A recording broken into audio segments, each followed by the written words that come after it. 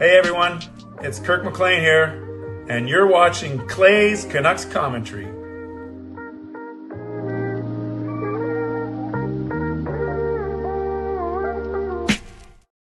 Hey Canucks fans, and welcome to Clay M Canucks Commentary, presented to you by Van City Experts Real Estate. Yes, Clay M, Clay in the AM, and welcome. My name is Clay Emo. I'm your host, Canuck Clay, and this is my Canucks Take, all in one take for Friday morning, December the 12th. If you're new, here's what you should do.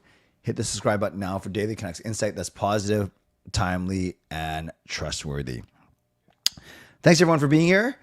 This is obviously going to be a quick recap of last night's game, a different look at last night's game. So I like to kind of distinguish these shows from my late night live stream. So we'll do what I liked, what I didn't like, and one other thing, and what I heard. And I'll also make sure I leave a bit of time for all of you guys. But these are supposed to be quick half-an-hour shows in the morning. So let's get going. Moderators, do what you need to do to keep this a safe and respectful place. Members, that's Legends, Hall of Fame, and franchise members, thanks for your support. And to everyone else, no matter where you're watching from, whether by beautiful neighborhood of Steveston and Richmond, in the city, lower mainland, province, country, continent, around the world, thank you for being here. You know that I know that you could be doing anything else, watching anyone else, getting ready for work, school, or napping, or all three. But the fact that you are here with me, know how much I always appreciate you, know how much I never, ever take you for granted. So this is how you get involved this morning. You can subscribe to the channel if you're not subscribed already. Get active in the chat section. You can like the video. You can leave a donation. You can gift a membership, buy your own membership, upgrade your own membership, use your monthly membership message. And if you're listening on a podcast platform, you can rate and review, even though I keep saying that, and I never post the morning ones onto podcasts. So I know Dino's here. I know Doodle Hockey's here. Hey, Jake. I know Lefty's here. Jackie's here, and Shannon's here at least. And I saw Burned also say hello in the comments, which is great. And then, those are the ones that I see. We got people saying they're sleepy. Yes, and before we get going, Edmonton Oilers already made two deals this morning. The first, I guess the more prominent one is, let me just read it to you right here. Going to Edmonton is goaltender Tristan Jarry and forward Sam Poulin, and then going to Pittsburgh, it's Stuart Skinner, Brent Kulak, the D-man, and a second-round pick in 2029, 4 years from now, yes. So again, to Edmonton, Tristan Jarry and Sam Poulin, and then to Pittsburgh, Stuart Skinner, Brent Kulak, and a 2029 second-round pick. So now Archer Shilovs will be battling the crease for minutes with Stuart Skinner. And then they also made a smaller trade as well. They get defenseman Spencer Stastny from the Nashville Predators, and in return for a 2027 third-round pick. So Edmonton loses 2 draft picks today, but they get help in Stastny, and they get help in Tristan Jarry. So there we go, a small trade. Well, not small trade, a couple of trades to mull on, to ponder, and I believe there is no retained salary, Jackie, on the deal. Someone can confirm that? No, I can confirm it. I would just look at X right now. It says no salary retained in the Oilers and Pittsburgh, in the Pittsburgh deal. So that is an interesting trade already. Jackie saying Pittsburgh have 4 goalies now. She loves Blomqvist, Murshov, and Skinner. Are any of them any good? Let's get back to our lovable team, the Vancouver Canucks. They lose 3-2 to the Buffalo Sabres last night. Now, when you think of Canucks losing to Buffalo, you think, man, that sucks because Buffalo's horrible and we're even worse. But I haven't been at the Detroit game on Monday. We're a lot better than Buffalo, mainly. They're top Atlantic, or at least fighting for the top, whereas Buffalo's at the bottom of the division. I would say that the Canucks at least showed more fight. They stood up for each other, especially in those scrums. And there's hardly any booing last night, although some disgruntled fan did throw a Brock Besser jersey onto the ice after the game, and I'll get to that in a second. So let's start off. Let's talk about what I liked and what I didn't like. One other thing. What I liked about last game, I kind of talked about it. The Canucks played more together. They were they stood up for each other. You think of some of those scrums, especially near the end of the game. And they controlled play. I know it's a moral victory, but they outshot Buffalo by a 2-1 margin. They outshot them 32-15. They had a higher expected goals. They had a higher scoring chances. They had higher danger chances. So all of the fancy stats the Canucks won those battles, and they also won the faceoff battle 60 to 40%.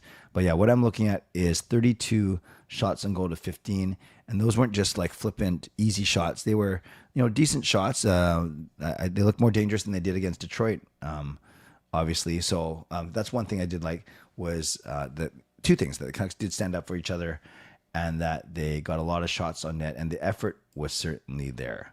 And they scored on the power play, so that's another thing I like. Quinn Hughes did say they probably need 2 a game, but we'll take 1 to start. So those are some of the things I liked. I also like the fact that I thought Kiefer Sherwood was very involved in last night's game, and 19 minutes of ice time, and he got a goal, which was good, a good greasy goal. Him and Garland doing some good work in front of the net. And yeah, those were among the things that I liked from last game. So as expected in a loss, it's not a huge list of things that I liked. What didn't I like? Wasn't thrilled with Demko's performance. I realized it's his first game back after exactly a month, right? Went out November 11th, came back December 11th. It wasn't brutal. The 3 shots that beat him were all really, really good shots, but you're used to him making those saves, or at least one of them. So am I blaming him for the loss? Not at all. Was he the best he's ever been? No. And he said as much. So I'd say I didn't like the fact. I'm not going to say I didn't like Demko's game.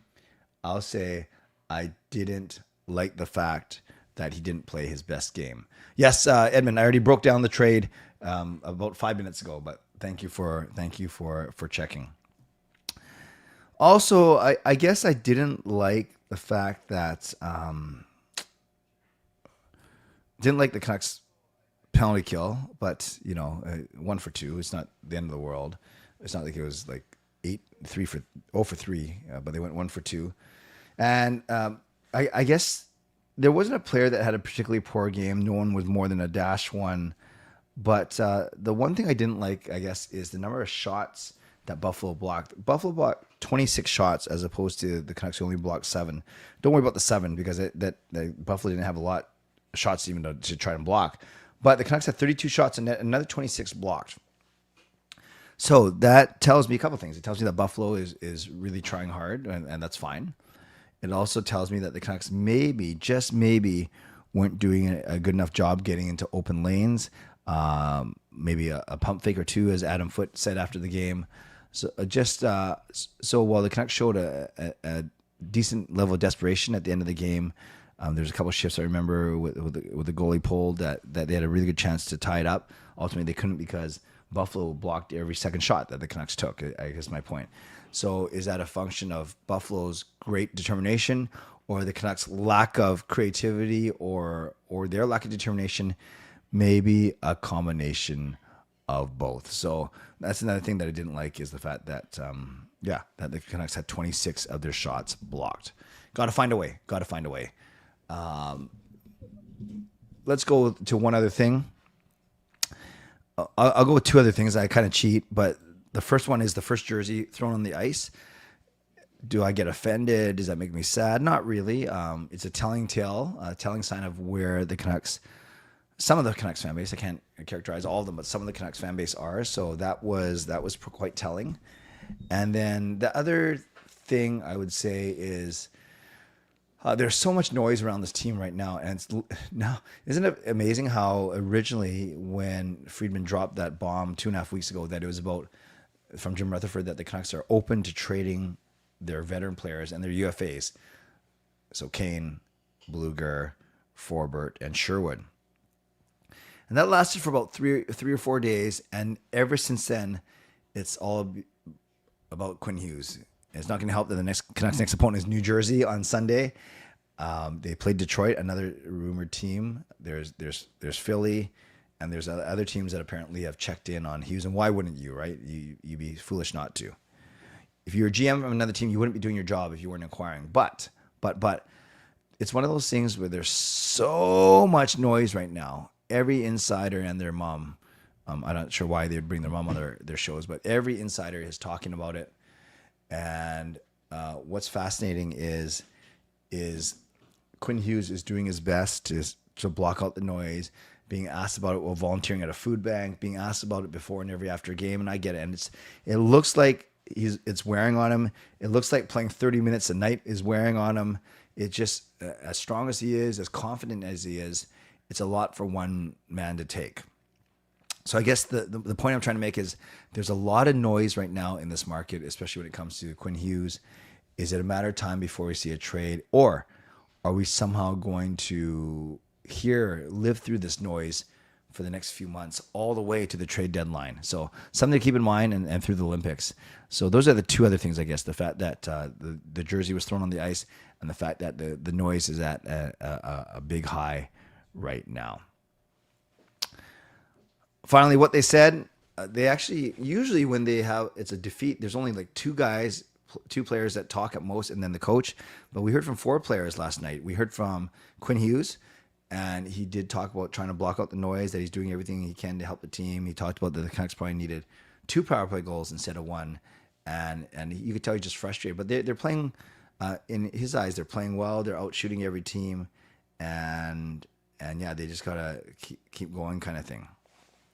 So that was interesting to hear from Quinn, the fact that that they're trying their best, and he didn't use the word dominate or anything, but he intimated that they're out shooting every team, so that maybe the results, they have been unlucky.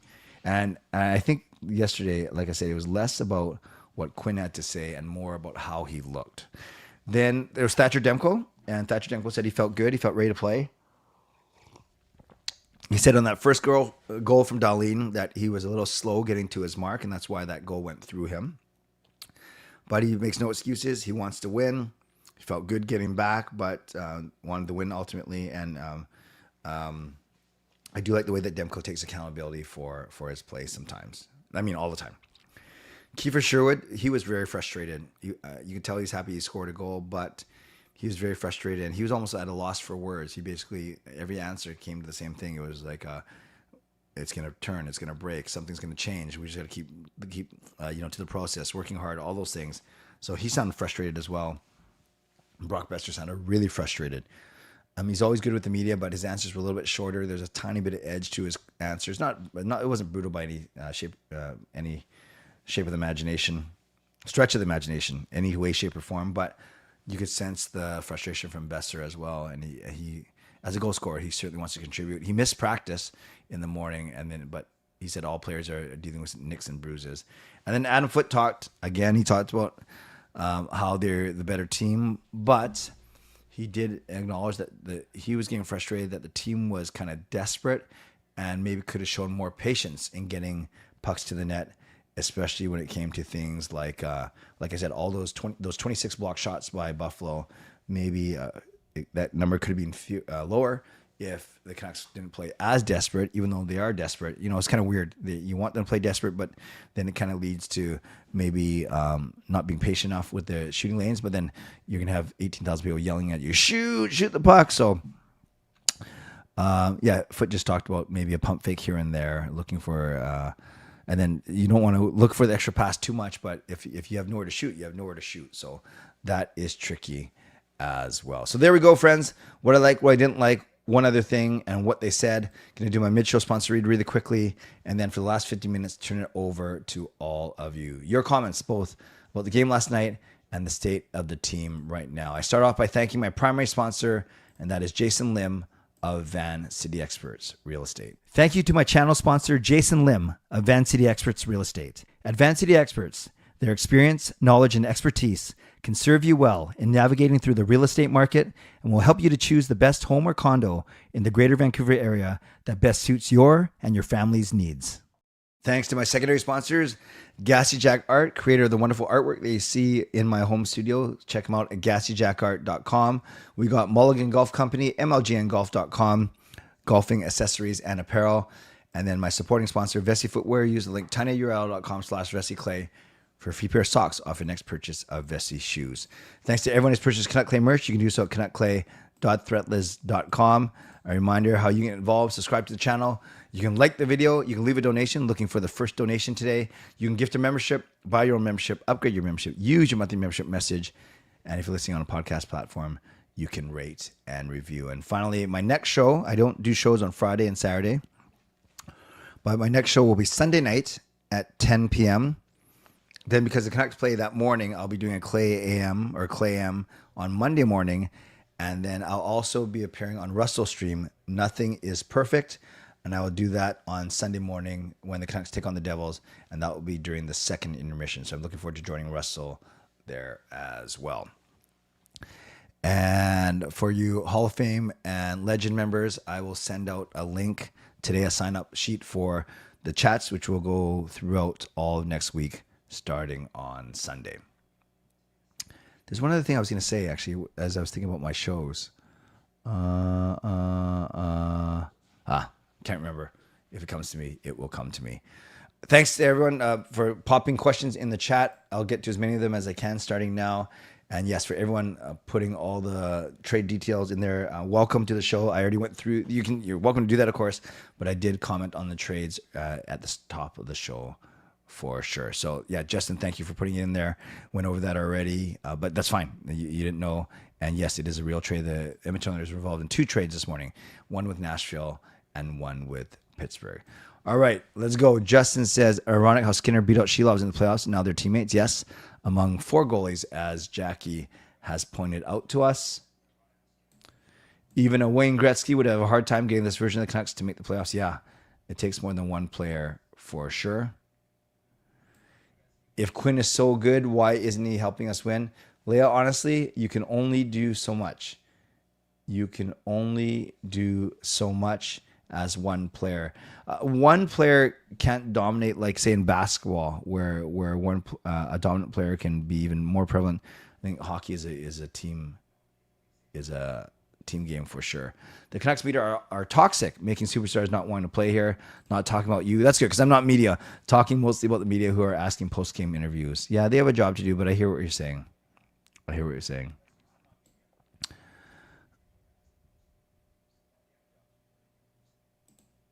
Early doing trades this early. Well, you got to think they're an hour ahead of us already. So they're 9 a.m. and they're dealing with teams in the East. So they're already at noon. They're already at 1 a.m. Yeah. Sorry, they're already at 11 a.m. So I hear what you're saying. Hey, and Pave, why does Vancouver fans the best CBJ players? Huh? Why does Vancouver fans... You're going to have to ask that again, Jackie. I have no clue what you're saying. From one have-not to another? What do you guys talk? What do you mean have-not? Do you mean not members or what? What I liked, we scored 2 goals. What I didn't like, we couldn't score more. That's true, fangirl. Yeah. What I liked, they scored. What I didn't like, they didn't score more. That's fair. That's totally fair comment. All right, friends. We want the best CBJ players. Like who? Who have the Canucks been linked to? Oh, and the Vancouver fans want the best CBJ players. Well, I know they want Kent Johnson, but he's not one of your best, right? So who else have you heard Canucks fans wanting? All right, friends. Let's get some questions in or some comments from last night's game. Appreciate all of you being here. Like I said, day after the Canucks beat lose to the Buffalo Sabres 3-2. Oh, Sillinger. Yeah. Cole Sillinger. Yes, I have heard him. I don't know if say linked is too strong of a word, but he definitely, his name has come up when it comes to Columbus Blue Jackets players. Caffeinated. Hughes is a playmaker. He needs his teammates to put the puck in the net, and they haven't been. That's true. Quinn Hughes, along with his obviously his skating, which is his greatest strength. Yeah, he skates to get himself open. Then he's not getting a pure goal scorer. He will set up teammates and hope that they can score, which they haven't been doing enough of already. That's a great answer. Good, well put. I'm getting frustrated by all the losing. I'm sure all the players are too. Yes. Imagine how they feel, for sure. Imagine how they feel. We are frustrated as fans. Good morning, Tyler. I know you went late last night, and yes, we've talked about this already, but thank you for pointing out that the Oilers have traded Skinner to the Penguins for Tristan Jarry. But thank you. Yeah, we were able to open the show with that, actually. I just got a note. In my hockey pool, it sounds like someone just picked up Jarry, not wasting any time. Yeah, someone just picked up Tristan Jarry. Wow. What else do we got here? Yeah, I saw What do we got? I'm waiting for my. If you hear my dog barking, we have some cleaners that just came to the house. So yeah, they're gonna see me in here in my home studio, which is fine. Yeah, no need to apologize. Line change. If you just saw it, that's cool. And I'm glad that you thought to share it here. All good. I asked Ms. Betts this question earlier. Is the problem with Vancouver they don't have an identity? If you look at the Florida teams, they are nasty. If you look at Avs, they got power and speed. Yeah, there might not be enough of anything to have an identity right now. I think they want to be a defensive team, but that didn't work out.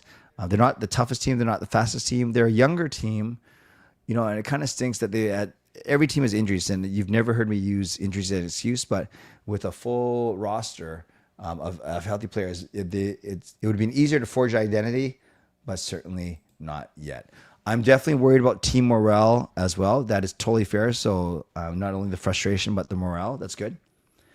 If Hughes gets traded, who's your pick for next captain?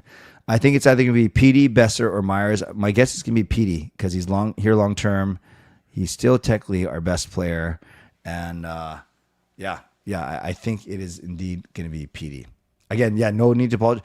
Yeah, Tyler, I saw you guys were going for 3 hours last night, which is crazy. I've never been on board with being happy to lose. No, don't apologize.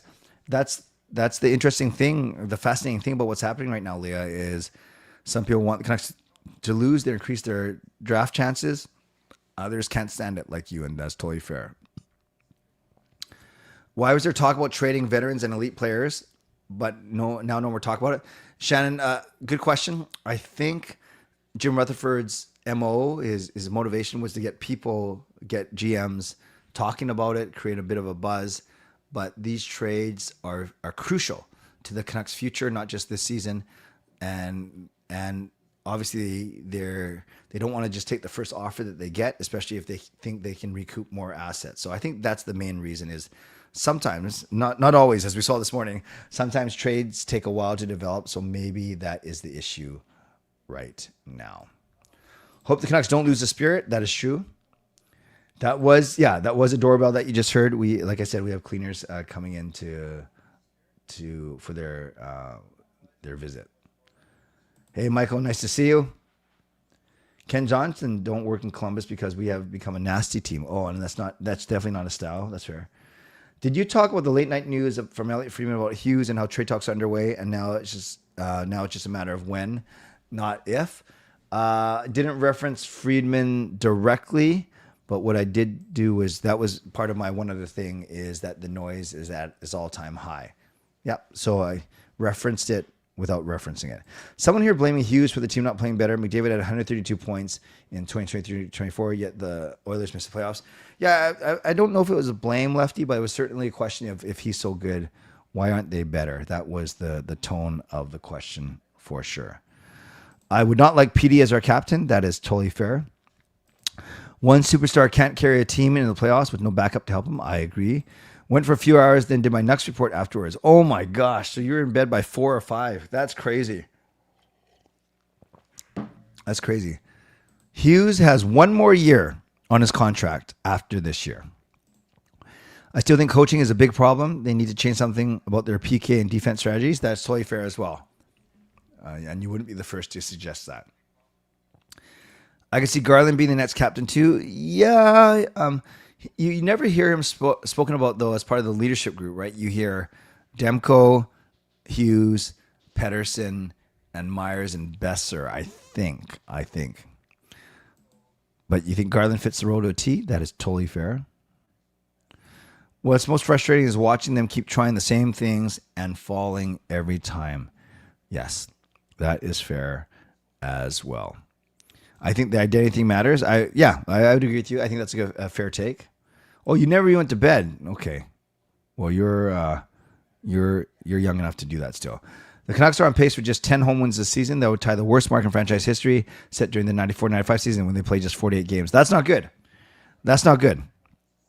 So that one was 10 home wins in 24 games. This would be 10 home wins in 41 games. That's really bad, actually.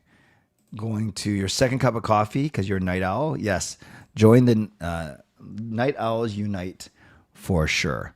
All right, gonna go for 2 more minutes, you guys. So get your questions in, your last comments, either about last night's game or where the Canucks are with everything right now, and just how you're feeling about this team. I appreciate all of you coming here and spending some time with me on a Friday morning, where it's the Edmonton Oilers making trade news, not the Vancouver Canucks. We don't need a goalie though. Wow, just as I wait for more submissions, I think I told you that even when the Canucks were playing against the Oilers, I didn't mind Stuart Skinner as a person. He's not the best goaltender, obviously. Track record proves that. But in his post-game and media availability, I've always thought him to be classy and well-spoken and very, very likable. Adequately Cavalier says, if Demko wasn't the goalie, he has the character to be a team captain. Yeah, he's not the best. Like, he's very good with the media when you get him, but he's not made available that often. I'm not sure if that's the Canucks' choice or his. Unpaid was saying, have a great weekend. Got to use the Keurig machine I bought a few years ago. Yes, they're good. Yeah, Keurig machines are awesome. They're easy to use, easy to clean, and most importantly, the coffee that comes out of them is good. You might say, well, Clay, what do you know? You don't drink coffee. Once in a while I do, and we definitely use it for a lot of our church events too when we have guests come in. And exactly, Michael, I was saying that Detroit was a better team than Buffalo, but the Canucks seem to have more zip, more pop, more jump last night. All right, friends, I'm going to wrap up here. Got to make sure that cleaners are set up, and then I got to get to work. Big day at work today. Hope you guys have a great weekend. I am visiting my goddaughter tonight and my best friend out in Surrey. So I'll probably take my goddaughter out for sushi and then take her mom out or go visit them for a little while once we are done. And then tomorrow I'm at a wedding in North Van all day. Then Sunday we'll with Russell in the morning, second intermission, Canucks take on the Devils. And then -1 Hughes brother, that's Jack. And then I will be doing some Zoom chats during the day and then church at night. And that's my weekend. I hope you guys have a good weekend. And I hope, if I'll pop on if a Quinn Hughes trade breaks. I don't think it's going to happen right now, but we shall see. Have a great weekend to you, Tyler, as well. And I appreciate all of you being here this morning for Clay M. Canucks commentary. Moderators, thank you for keeping this a safe and respectful place. Members, that's legendary Lucas Gates, legendary Carol Bovelander, legendary Brian Blinky Choi, legendary Swervin Yrvin, legendary Tom Hoglander, legendary Andrew Chang. Thank you for your support, and thanks to all you Hall of Fame and franchise members as well. And thanks to all of you for watching, liking, and subscribing. On your way out, you can like the video, you can subscribe, you can still leave a donation. Thanks to my sponsors, Vancity Experts Real Estate, Gassy Jack Art, and Mulligan Golf Company. And thanks to all of you once again for watching. What's this? NHL Social just posted a photo of Quinn Hughes, but had a Red Wings logo beside his name. What? I'm going to look on X right now real quick. I'll have to look for it later. And anyways, that's interesting. And great weekend to you as well, Burned as well. All right, friends, I'll see you on Sunday night. Oh, by the way, leaderboard, everyone tied with 75 points. There, that was easy. Stay safe. Stay healthy. Take care of yourselves and take care of each other. One word of advice today, don't blame others for the road that you're on. Yes, don't blame others for the road that you're on. It's your own asphalt. God bless, and go Canucks go. Booyah.